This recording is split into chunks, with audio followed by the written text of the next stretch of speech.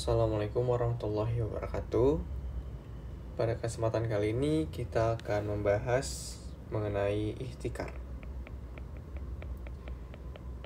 Ihtikar atau penimbunan. Jadi untuk definisi dari ihtikar itu sendiri adalah menimbun sesuatu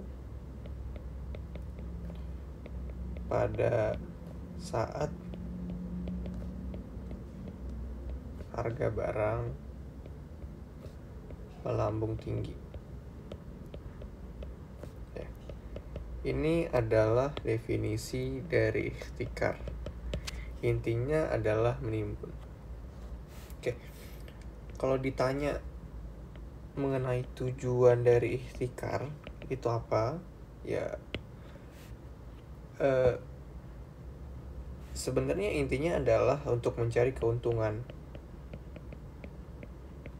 Ya, karena dia tuh kan ihtikar ini dia menjual kembali barang tersebut dengan harga yang lebih tinggi saat dibutuhkan oleh masyarakat. Kenapa? Karena kalau misalnya kita ngomongin tentang supply dan demand, ketika demand itu naik, maka harganya akan otomatis juga ikutan naik. Nah, itu nanti kita akan bahas dengan saat kita mengaitkannya dengan ekonomi. Terus untuk hukum dari ihtikar itu sendiri, ini ada beberapa pendapat ya. Kita bahas yang pertama dari hadis riwayat Muslim, yaitu mengatakan tidaklah seseorang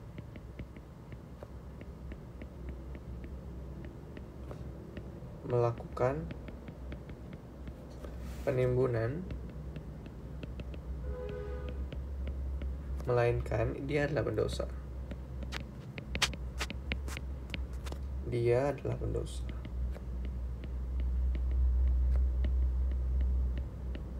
Kemudian yang kedua, ini juga dari hadis riwayat Muslim.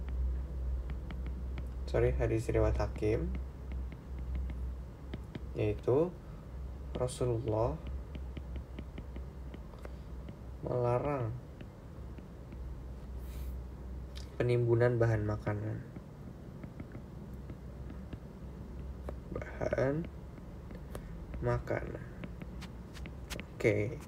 Ini adalah hukum ihtikar. Kemudian, lalu kenapa sih sebenarnya penyebab dari ihtikar ini dilarang itu? Sebab pelarangan ihtikar ya. Sebab pelarangan. Ini ada beberapa sebab. Sebab yang pertama itu adalah karena ini tuh menimbulkan mudarat.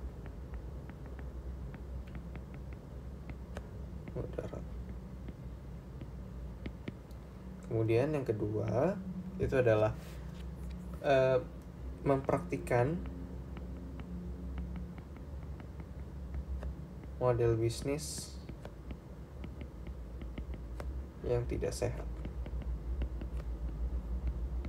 Kemudian yang ketiga itu melanggar kaidah bisnis. Kaidah bisnis dan syariah.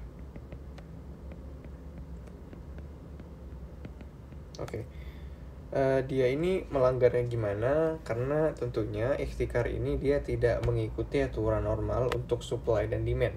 Karena dia ini kan menimbun ya, otomatis supply-nya akan turun. Kemudian dia melanggar tujuan harta yang semestinya bisa beredar dan dinikmati oleh siapa saja. Ini dikaitkan dengan surat Al-Hasyr ayat 7. Kalau kita bahas mengenai opini tokoh, ini ada beberapa pendapat juga. Untuk opini tokoh, yang pertama itu dari Imam Syafi'i dan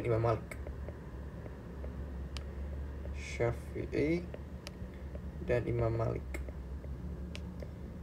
Keduanya ini menyatakan bahwa mereka ini melarang ihtikar secara penuh. Jadi apapun itu kalau misalnya ditimbun ya hukumnya haram. Tapi ada juga tokoh seperti Imam Ahmad dan Abdullah bin Al-Mubarak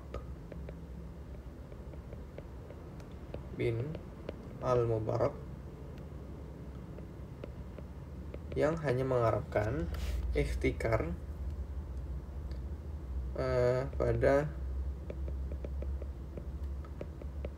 bahan makanan, pada makanan itu saja. Sedangkan yang lainnya nggak apa-apa. Oke. Ini kita udah belajar mengenai definisi, tujuan, hukum, sebab larangan, kemudian opini. Kemudian kita akan bahas lagi mengenai kriteria ihtikar yang diharamkan. Kriteria ihtikar yang diharamkan.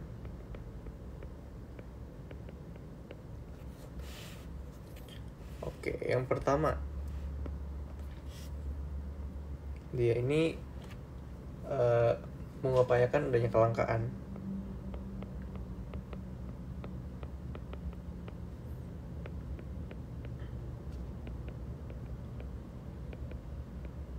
Kemudian yang kedua, mengupayakan adanya kelangkaan ini kayak misalnya dengan menimbun stok dan mencegah adanya pesaing baru atau entry barriers. Nah ini salah satu kriterianya. Kemudian yang kedua, menjual dengan harga yang lebih tinggi. Menjual dengan harga yang lebih tinggi dibanding dengan harga sebelum munculnya kelangkaan. Jadi kalau misalnya harganya 10.000, terus pas adanya kelangkaan dia menjual harga 12.000, ini termasuk ihtikar. Jadi ini termasuk diharamkan kalau kayak gitu. Kemudian yang ketiga itu adalah mengambil keuntungan yang lebih tinggi. Mengambil keuntungan yang lebih tinggi dari sebelum poin 1 dan poin 2 dilakukan. Oke, mungkin ini membingungkan, tapi misalnya gini. Ketika sebelum adanya kelangkaan dia hanya mengambil untung 2.000, tapi pas misalnya ada kelangkaan dia mengambil untung menjadi 10.000. Jadi keuntungan awalnya 2.000, terus tiba-tiba karena adanya kelangkaan dia mengambil untung 10.000. Nah, ini termasuk ihtikar, jadi ini termasuk dilarang. Oke, mungkin itu adalah pembahasan untuk hari ini. Kita udah membahas mengenai definisi, tujuan, hukum, sebab larangan, opini, kriteria ihtikar yang diharamkan. Untuk pembahasan selanjutnya kita akan membahas mengenai kriteria ihtikar yang diperbolehkan, lalu bagaimana kaitannya dengan ekonomi, yang mana kita akan gambar melalui kurva supply dan demand. Terima kasih semuanya. Jika ada kesalahan mohon dikoreksi. Mari kita diskusi bersama.